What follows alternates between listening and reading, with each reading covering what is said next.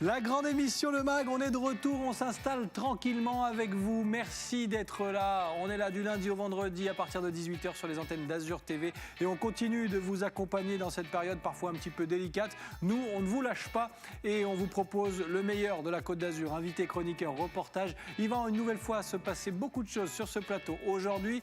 Tout cela de façon connectée. Alors connectez-vous, vous aussi, à la grande émission Le Mag, puisque ça démarre juste après ça.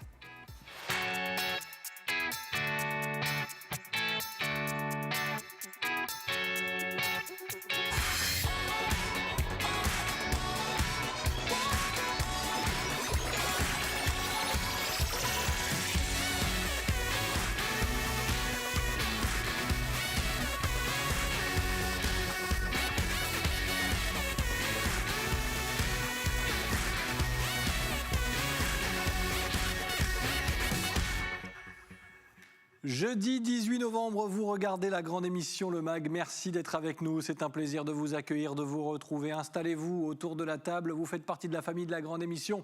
Et une nouvelle fois aujourd'hui, on va avoir beaucoup de choses à vous dire et on va continuer de découvrir la Côte d'Azur, de découvrir des initiatives avec un programme riche. Encore une fois aujourd'hui, Bernard Deloupy sera avec nous, auteur du Club nautique de Nice, un ouvrage qui va retracer l'histoire de ce lieu mythique que vous découvrez sur ces premières images. On y fait plein de choses, notamment avec les enfants, mais vous allez voir que le passé est riche et notre invité Bernard Deloupy va nous en parler comme personne. À suivre également le reportage de la rédaction. Hier, nous prenions des nouvelles avec le Secours populaire notamment de nos vallées. Eh bien, c'est en bonne voie, sans mauvais jeu de mots. Les routes commencent à être réhabilitées et il se passe encore beaucoup de choses parce que beaucoup de personnes travaillent sur ce réaménagement des routes pour pouvoir avoir accès à nos villages de l'arrière-pays. Ce sera le focus du jour avec le sujet de la rédaction. Et puis on terminera cette émission avec Julien Verger, programmateur de la School et de l'école de musique des Baous, parce que oui, on peut continuer à apprendre à faire de la musique et à transmettre aujourd'hui, malgré ce confinement. On s'est adapté, encore une fois, et on évoquera ça avec Julien. Notre chroniqueuse du jour, c'est Katou, et elle sera là dans un instant parce qu'elle a tout vu, qu'a tout vu. Et elle a vu Bruxelles aujourd'hui avec Mélissa. Vous allez le voir sur ces images, vous commencez déjà à voyager. On est tellement frustrés de ne pas pouvoir bouger que finalement on le fait de façon virtuelle avec Katou, notre chroniqueuse du jour aujourd'hui, et elle est là, elle est connectée à ce plateau. Comment ça va, Katou? Ça va très bien, et toi? Ben, ça va super. Bon, Belgique alors apparemment aujourd'hui, hein? Oui, on va manger de la frite et boire de la bière avec modération. Et l'accent belge, bon, il faut travailler encore un peu, mais c'est pas mal, hein? Ouais. Oui, d'accord.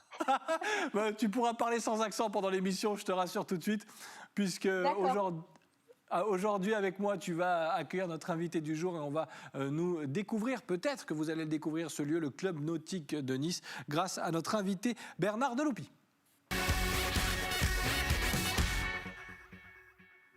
Qui doit être lui aussi connecté à ce plateau. Est-ce qu'il m'entend? Est-ce qu'il est là? Oui, il est là. Bonjour, oui, Bernard. Bonjour. Merci d'être avec nous. Je parlais d'un lieu mythique que peut-être certaines personnes et certains téléspectateurs vont découvrir, ce club nautique de Nice. Alors, il a une histoire incroyable et vous en parlez aussi, vous, dans un ouvrage récent. Un mot déjà sur ce qui vous lie à ce lieu que beaucoup d'Azuréens connaissent et certains vont apprendre à découvrir aujourd'hui. Alors, ce qui me lie à ce lieu, c'est que j'ai fait beaucoup de voile quand j'étais adolescent. J'ai eu la chance d'avoir de la famille bretonne, donc dans la rade bretonne, on a commencé par des tout petits youyou, vous savez, les optimistes, et puis ensuite on est passé au 420, au catamaran, au 416, au Hobby 418, et c'est ce qui m'a donné le goût de le faire. Et puis évidemment, étant à Nice, on passe son temps sur les plans d'eau de la baie des Anges. Alors forcément, ça c'est pour le côté loisir, sportif, mais c'est un lieu aussi historique à Nice et vous y êtes intéressé également jusqu'au point, j'allais dire, de commettre un ouvrage sur ce lieu. Comment ça s'est passé cette histoire? Parce qu'on le voit, c'est magnifique et on va encore apprendre plein de choses. Mais, en fait, le club nautique, c'est vrai que c'est une c'est un endroit absolument magnifique qui a quasiment 140 ans puisqu'il est né en 1883 et l'équipe actuelle, donc le président actuel qui est Gilles Châtenay se disait: «Mais finalement, il faudrait en parler, il faudrait, faire un livre là-dessus parce que c'est la mémoire de tous les Niçois, de tous les Azuréens». Ça a été en son temps, la première société nautique de Provence, la quatrième de France. Il a été considéré comme le 20e, l'un des 20 clubs de Méditerranée les plus connus, non, des 20 clubs les plus connus au monde. Donc il a un passé extrêmement riche et ça valait vraiment le coup de pouvoir faire un livre de référence sur lui, ça le justifiait puisqu'il va fêter ses 140 ans en 2023. Donc c'était vraiment le moment de parler. Alors son histoire, en fait, elle épouse complètement l'histoire de cette saga totalement mythique de la Côte d'Azur, qui est née avec des, vous savez, Sébastien, ces princes, ces rois, ces ducs qui se sont précipités sur la Côte d'Azur au 19e siècle. Donc, il épouse toute cette saga où les magnats de l'industrie, les tycoons américains, les aristocrates, les ducs, les empereurs, les rois.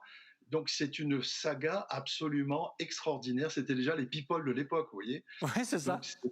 oui, c'était des fastes, c'était des fêtes à n'en plus finir, et des gens qui arrivaient à l'époque, les Anglais qui étaient les premiers touristes sur la Côte d'Azur, ont amené, comme toujours avec eux dans leur bagage, leurs petits loisirs préférés. Et ils sont arrivés avec le yachting et le rowing, puisque c'est le nom qu'on donnait à l'époque à la voile de plaisance et à l'aviron. Et à l'époque, c'était donc des grands défis. Vous savez, c'est ce qui a lancé l'America Cup. Ce sont des bateaux de propriétaires qui se lançaient des défis à la journée. Et alors les Niçois qui étaient atterrés, qui voyaient tout d'un coup arriver dans cette baie des Anges, où ils n'avaient vu que des vieilles tartanes chargées de commerce, ils ont vu arriver des cathédrales de voiles de 1000 mètres carrés, des bateaux splendides, propriété la plupart du temps de rois, et qui se lançaient des défis sur la Côte d'Azur. Donc c'est comme ça que c'est lancé.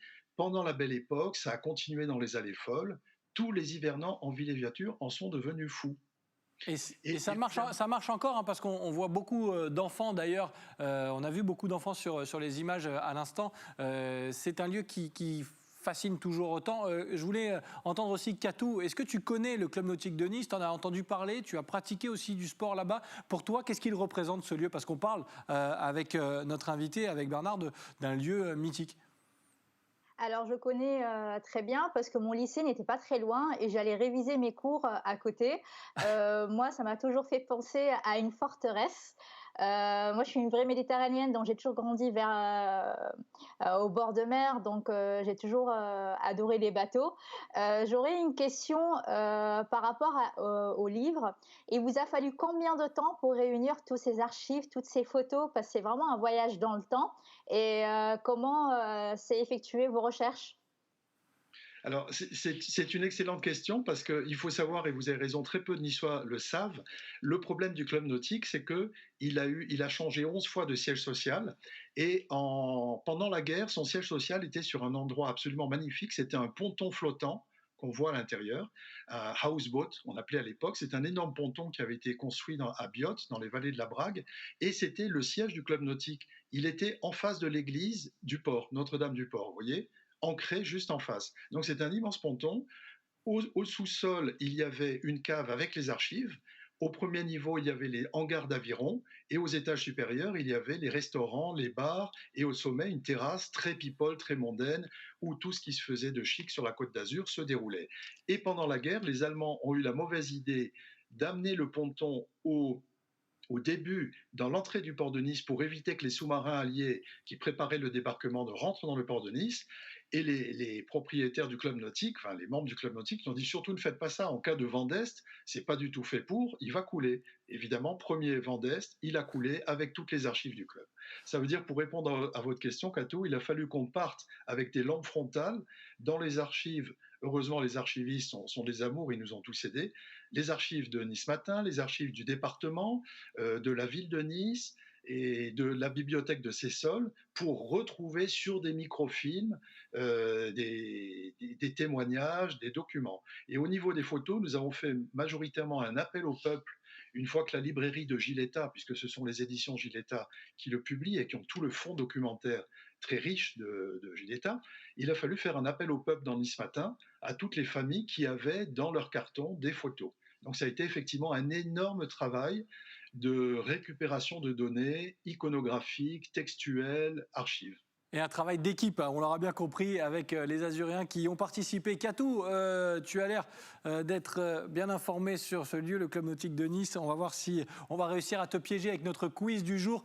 Le premier indice, il est plutôt simple, parce qu'on en a déjà parlé. Si tu as bien écouté, normalement, tu devrais avoir l'info. Regarde. Ah oui, c'est la fondation du Club Nautique en 1983, dans ses 148 ans, et dans 2 ans, ça fera 150 ans, c'est ça? C'est vrai que c'est la fondation, mais alors comment ça s'est passé, cette création? Je crois que c'est quelques passionnés comme ça qui ont eu un jour cette idée?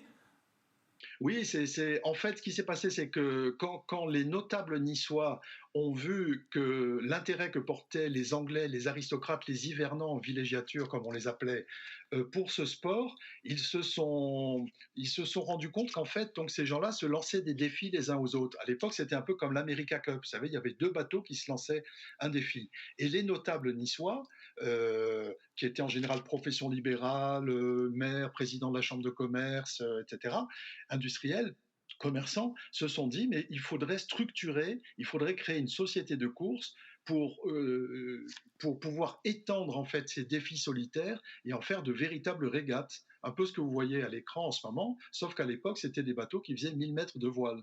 Le bateau, le Britannia, le yacht du roi d'Angleterre, etc.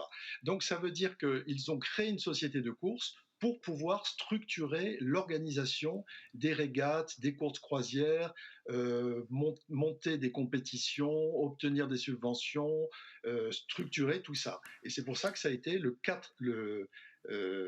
donc en 1883, en mars 1883, Franck Pilate, qui était un notable niçois, avocat, et donc, qui a d'ailleurs donné son nom au boulevard qui longe actuellement le club nautique, Tout à fait. a proposé à un certain nombre de ses camarades de lancer le club nautique de Nice. Bernard Deloupy, on va continuer à tenter de piéger notre chroniqueuse du jour, Katou, avec un deuxième indice. Elle a pu être aidée par les images, quoique. Regarde Katou et on va essayer de trouver de quoi on parle. C'est la première régate qui a eu lieu en décembre, c'est ça? Je ne sais pas. Christmas, pour moi, c'est décembre, Noël. Donc, Pas mal, hein, tu t'en sors pas trop mal. Alors, c'est pas la première, mais en l'occurrence, je crois que c'est depuis 1955 que ces régates sont lancées. Une renommée mondiale et Bernard Deloupy, une vitrine exceptionnelle pour le Club Nautique de Nice. Oui, absolument. C'est le bateau star en voile, parce qu'en fait, il faut savoir qu'au club nautique, il y a quand même 3 sections. Il y a voile, aviron et motonautisme. C'est d'ailleurs un des rares clubs français à avoir 3 sections.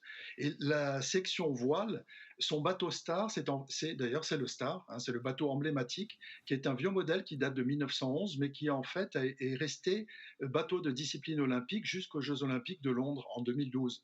Donc c'est vous dire, c'est un bateau très nerveux, très racé, très fin, très subtil à conduire. Et il se trouve qu'avec notamment l'arrivée des pieds noirs dans les débuts des années 60, la flotte du Club Nautique de Nice en Star a été la plus grosse flotte de France et je crois une des plus grosses flottes de Méditerranée. Donc ce fameux Star a donné lieu à une croisière, enfin un trophée qu'on appelait la Régate internationale de Star, et qui est devenu, grâce à l'un des membres qui est devenu champion de France, qui s'appelle Jacques Puységur, qui est devenu le trophée Jacques Puységur. Et ça c'est donc la manifestation phare qui est aujourd'hui en 3e position dans ce qu'on appelle les Star Events, donc les courses et compétitions historiques au niveau mondial, ça arrive en 3e position. Vous voyez, Cocorico, Issa Nissa. Et C'est vrai. il se trouve que les Anglais l'appellent la Nice Christmas Regatta. Alors pourquoi? Parce que ça se passe juste avant Noël, et entre Noël et le jour de l'an également, et que tous les équipages, notamment qui sont dans les pays anglo-saxons ou nordiques, qui s'entraînent pour le championnat du monde, pour les Jeux olympiques, sont très contents de pouvoir venir à Nice. C'est un des rares plans d'eau sur lequel, en plein hiver, en Europe, ils sont capables de naviguer avec la douceur du climat, puisqu'il y a en fait un effet très particulier de brise marine qui permet justement que les bateaux puissent rentrer tranquillement le soir au port. Mais tout est magnifique sur la Côte d'Azur. On va, avec un dernier indice, sortir peut-être un peu du club nautique de Nice. Je redonne un indice à Catou du coup. Et on va terminer là-dessus avec vous, Bernard Deloupi. Attention Catou, atelier d'écriture. Je ne sais pas du tout. Alors là, je sais que Monsieur Bernard Deloupi travaillait pour le Figaro magazine, Figaro Côte d'Azur, mais je ne sais pas plus. Eh bien, c'est pendant ce confinement, a priori, en tout cas pendant cette période de confinement, que Bernard, vous avez décidé de proposer des ateliers, c'est ça? Expliquez-nous. Oui, en fait, j'ai commencé parce que là, ce livre est mon 12e livre à l'heure actuelle. Et donc, ça fait 2 ans que j'ai lancé des ateliers d'écriture sur la Côte d'Azur. Et il se trouve qu'en cette période de confinement, il y a énormément de gens qui ont toujours eu envie d'écrire, qui ont manqué de temps.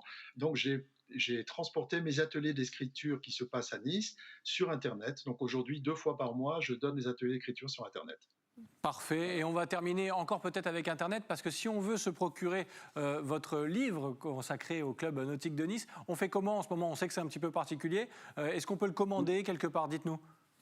Alors, le livre va sortir officiellement le 27, c'est-à-dire qu'à partir du 27, vous pouvez le commander à votre libraire habituel en click and collect naturellement. Hein, on poussera les libraires habituels. Cela dit, pour l'instant, tant qu'il n'est pas encore sorti, vous pouvez le commander sur le site des éditions Giletta, donc c'est éditionsgiletta.com, où vous pouvez directement l'acquérir et il vous sera livré chez vous. Mais donc l'essentiel, c'est aussi de jouer le jeu des libraires et vous pourrez le commander donc très rapidement à partir du 27. Wow. Si vous permettez, avant de conclure, Oui. j'en profite pour dire à tous les parents qui sont là à partir en ce moment, donc les élèves des écoles, des collèges, puisqu'en fait c'est également ouvert aux collégiens, à l'EDEC, à la faculté, même aux entreprises. Hein, tout le monde peut faire du bateau au club nautique. Et en ce moment, dans cette période de confinement, c'est l'endroit à rêver pour prendre l'air. Vous pouvez toujours le faire. Donc à partir du 1er décembre, pour l'instant les collégiens peuvent y aller. À partir du 1er décembre, les parents, vous pouvez confier au club nautique vos enfants pour pouvoir découvrir ou vous perfectionner sur les flots de la baie des Anges qui ne sont pas confinés pour l'instant. Pas besoin d'attestation pour y aller. Eh ben voilà, ça c'est l'autre bonne nouvelle du jour. Merci Bernard Deloupi d'avoir passé ces quelques minutes avec nous sur le plateau de la grande émission Le Mag. C'est un plaisir d'échanger avec vous autour de ce lieu mythique, le Club Nautique de Nice. Merci beaucoup. Merci beaucoup, merci à vous. Voilà, Catou, tu restes avec moi parce qu'on a encore plein de choses à dire. Dans un instant, on va aller même prendre des cours de musique. Après le bateau, on peut même jouer de la musique peut-être sur un bateau. Tu verras, on a des idées de dingue dans la grande émission Le Mag. Mais juste avant, le reportage du jour. Hier, nous étions en partie dans nos vallées, prendre des nouvelles suite aux intempéries et la tempête Alex qui a frappé les Alpes-Maritimes. Eh bien, aujourd'hui, on fait le point une nouvelle fois avec des bonnes nouvelles puisque les routes sont en travaux et tout cela avance plutôt vite. Et c'est Alexis Ricard qui vous le raconte. D'ici la fin de l'année, cette route métropolitaine 2565 sera totalement rénovée. La tempête Alex avait anéanti cet axe vital pour accéder au village le long de la Vésubie. Ici, seuls 2,5 mètres de chaussée avaient réchappé à la furie de la rivière. Tout de suite, les travaux ont été lancés, mais l'accès est resté très perturbé. Et donc on a mis en route une section de travaux entre le pont du Randy, ici, l'entrée des vallées, et l'Antosque. Donc cette partie entre l'Antosque et l'origine de la vallée représente 15 points d'impact. 15 points d'impact pour 1 km de linéaire cumulé, de chaussée totalement ou partiellement emportée. Cette reconstruction a aussi pour but d'améliorer ce qui peut l'être. Objectif, verticaliser à l'aide d'une technique innovante. Donc on a pris le parti d'une technique innovante qui est moins invasive pour la rivière. Donc mixte parce qu'il y a en pied des enrochements de protection, des enrochements à mi-hauteur. Et on a mis 10 000 tonnes de blocs en œuvre pour la protection de la rivière, protection de la berge. Et en partie haute, pour ne pas être trop invasif, comme je vous le disais, on a changé de technique et on a mis un remblai en terre armée. Terre armée qui est une façade en gabion, ce sont les paniers métalliques que vous voyez. Et derrière cette façade en gabion, du remblai compacté par couche pour restituer la chaussée. Dans 2 semaines, ces travaux de restructuration seront finis. Débutera alors la pose du revêtement. Coût total, 800 000 €. Voilà, merci Alexis Ricard. Des rédactions d'Azur TV emmenées par l'excellent Nicolas Galup. On continue cette émission, nous, et on ne change pas nos habitudes, puisqu'encore une fois aujourd'hui, on sera à vos côtés et on va parler musique aujourd'hui.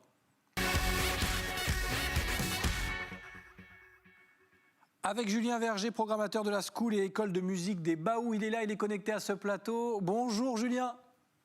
Bonjour Sébastien. Merci d'être avec nous. Oui, ça va faire du bien de parler musique parce qu'on en a besoin et on sait qu'en ces périodes de confinement, eh bien, voilà, le moindre petit échappatoire fait du bien. C'est le cas notamment avec l'école de musique des Baous. Alors déjà en temps normal, qu'est-ce qu'on y fait et à qui s'adresse cette école ? Alors cette école existe depuis 1992, c'est une école itinérante qui permet aux habitants du moyen pays niçois de pouvoir avoir accès à l'enseignement de la musique grâce à des professeurs de conservatoire qui viennent dans les villages une fois par semaine pour donner les cours. Donc on a autant violon, piano, guitare que batterie, chant, saxophone, éveil musical. Voilà, c'est assez ouvert. Alors, qui sont les gens qui viennent vous voir ? Des enfants, beaucoup, des écoles, des adultes aussi qui souhaitent peut-être se lancer dans une nouvelle aventure musicale ? Oui, il y a vraiment tous les âges, de 3 à 72 cette année. Donc on a essentiellement beaucoup d'enfants, mais on a aussi des adultes ou des personnes âgées qui ont toujours rêvé de se mettre au saxophone ou à un instrument, la guitare, qui font appel à nous. Et donc ça a lieu tout au long de la période scolaire du lundi au samedi. Voilà. Alors, Julien, là, on est en train de découvrir des images de la vie d'avant, hein, quand on pouvait se voir, quand on pouvait partager, échanger, voilà, pour de vrai. Il a fallu s'adapter, et vous aussi, vous l'avez fait, parce que les cours continuent. Expliquez-nous comment. Alors voilà, nous le but c'était de maintenir la continuité pédagogique pour tous nos élèves parce que il s'avère que voilà, hein, comme tout le monde, si pendant 1 mois, 2 mois on n'exerce plus, la motivation est un peu perdue, le niveau aussi. Alors on s'est adapté, c'est surtout en fonction des âges. Par exemple, les enfants de 3 à 5 ans, donc c'est un cours qui s'appelle l'éveil musical. On a décidé d'enregistrer des vidéos avec des envois de PDF, de petits dessins coloriés, de paroles, de petits rythmes très faciles, parce que réussir à garder 4, 5 enfants en même temps dans une vidéo en direct, c'est très compliqué, voire impossible, surtout que ça nécessite aussi que les parents soient tous là au même moment, c'est assez complexe. Donc on est parti sur de la vidéo enregistrée avec des PDF. Pour les cours individuels, ça se fait en direct avec le prof, en visio. Alors dans la mesure du possible, au même horaire qu'avant, mais comme plein d'enfants, forcément à cause du confinement, ont plus les mêmes horaires parce que les parents ont dû s'adapter pour les récupérer à l'école, enfin, etc. Donc du coup, on a remodifié un petit peu les plannings, mais cours en visio pour tous ces gens-là. Et ensuite, il reste certaines personnes qui n'ont soit pas accès à Internet, ou certaines personnes un peu peut-être âgées qui n'ont pas l'habitude de la visio. Eux, on maintient les heures, on les reportera dès que ça sera possible de réorganiser des cours en vrai. Voilà. Bon, dernier mot, je crois que Katou, notre chroniqueuse du jour, voulait proposer des cours aussi. Hein. Oui. Oui, c'est bon, on en a parlé en off là. Donc elle attaque les cours de Derbuka janvier. Je sais pas chanter, j'adore la musique, j'adore les concerts. Je pense que la moitié de mon budget va dans les concerts parce que la musique, ça diffuse des émotions, que ce soit de la joie, de la tristesse, un peu de tout. Et ça met du baume au cœur, surtout pendant le confinement. Et c'est une très bonne idée de garder ce rythme-là pendant le confinement. Et toutes les infos, www.edmbaou.fr, si je ne dis pas de bêtises. Voilà le site qui s'affiche et on vous retrouve et on peut continuer à apprendre la musique ensemble. Merci beaucoup, en tout cas, Julien, d'avoir passé ce petit moment avec nous sur le plateau de la grande émission Le Mag. Merci beaucoup, merci à vous. Et bonne continuation, voilà, ça continue sur la Côte d'Azur, on est heureux de le savoir et on est là pour mettre en avant toutes ces initiatives. Katou, ça passe très vite, il nous reste 3 minutes, mais en 3 minutes, on peut même aller jusqu'à Bruxelles avec toi, c'est ça ? Allez, on part à Bruxelles avec Mélissa du blog Mel Loves Travels qui fait le plaisir de faire une visite virtuelle. Donc la Belgique a un cœur azuréen et la Côte d'Azur a un cœur belge. Entre les deux, il y a beaucoup d'amour. Ouais. Le roi Léopold II venait y passer ses vacances sur la Côte d'Azur. Il paraît même qu'il venait rencontrer sa maîtresse à Saint-Jean-Cap-Ferrat.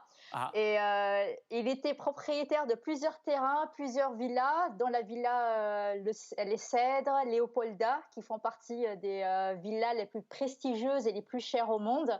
Et il existe aussi une association belge qui s'appelle les Amitiés belges de Menton à Roquebrune-Cap-Martin.